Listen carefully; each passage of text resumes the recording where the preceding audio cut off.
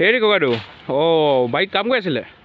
সেই বাপু এই বাৰীত একদম বুজিছা সেই বাৰীত তাৰমানে ফাগুন মাহত এতিয়া বোলে সেই বাঁহজোপা চফা কৰি যদি মাটি চাটি অকণমান দি দিওঁ তাৰমানে বাঁহজোপাৰ ভৱিষ্যতলৈ ধৰা তোমাৰ ভাল হ'ব। হয় হয় এতিয়া গাছ চাত মেলিবৰ বাৰিষাও আহি পাইছে। হয় হয় এই আপোনাক কথা এটা সুধিম বুলি ভাবিছিলোঁ তাকে এই বাল্য বিবাহ যে বন্ধ কৰিছে এইটো ভাল কৰিছেনে বাৰু এই ল'ৰাখিনিক যে জেলত ভৰাইছে ধৰি ধৰি পিনি খুব ভাল হৈছে সেইটো বৰ ডাঙৰ কাম কৰিছে। আমাৰ ডাঙৰ মোমাইদেৱে যিটো কৰিছে ন মোমাইদেৱে মানে ডাঙৰ মোমাইদেৱে যিটো কৰিছে মানে শলাগনীয় আনে কি ভাবক নাভাবক মই কিন্তু একদম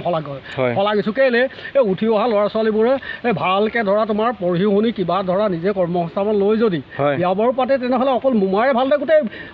সংসাৰখনৰ সকলোৰে ভাল প্ৰত্যেকৰ নিজৰ নিজৰ কাৰণে ভালৰ কাৰণে সেইটো কৰিছে। সেইটো আৰু ধৰা আনে যি নকওঁ মই কিন্তু ভাল পাইছোঁ। আমি সেই অকালতে সেইবোৰ তেতিয়া নাছিলে বাল্য বিবাহ কিবা কিবি নাছিলে এই 2006 নে 2007 চনৰ পৰা ধৰা তোমাৰ এই বাল্য বিবাহ এইবোৰ প্ৰথাটো তেতিয়াই বন্ধ কৰিছিলে নেমানি পেলাই সেইবোৰ নমনাৰ কাৰণে এতিয়া ধৰা আকৌ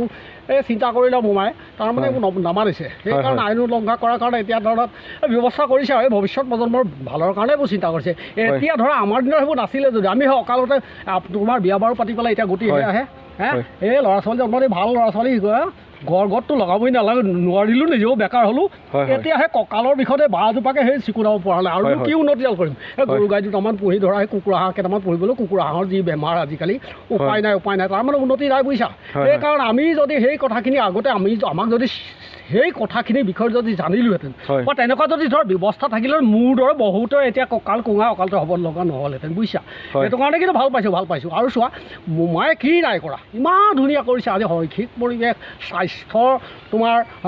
কাৰণে চিকিৎসালয় আৰু ধৰা খাবলৈ চাউলৰ পৰা ধৰি তোমাৰ মানে অতুলনীয় অৱদান তাৰমানে থাকিবলৈ এতিয়া এইবিলাক ঘৰো দিছে আকৌ বোলে চিকিৎসাৰ কাৰণে তোমাৰ এতিয়া এইবিলাক কিবা বোলে সেইটো আয়ুষ্মান কাৰ্ড নে কি ধুনীয়াকৈ বনাই দিছে ডাঙৰ চিকিৎসা বোলে 5 লাখ টকা ফ্ৰী বোলে বছৰি তোমাৰ ধৰা তেনেহ'লে ইয়াতকৈ আৰু কি ভাল কাম লাগিছে। আনে যি নক মই কিন্তু সমৰ্থন কৰিছোঁ কেলৈ কোনো ধৰা কোনেও যাতে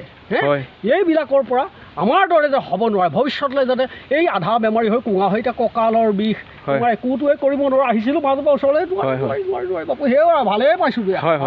বৰ ভাল। ঠিক আছে দিয়ক হ'ব।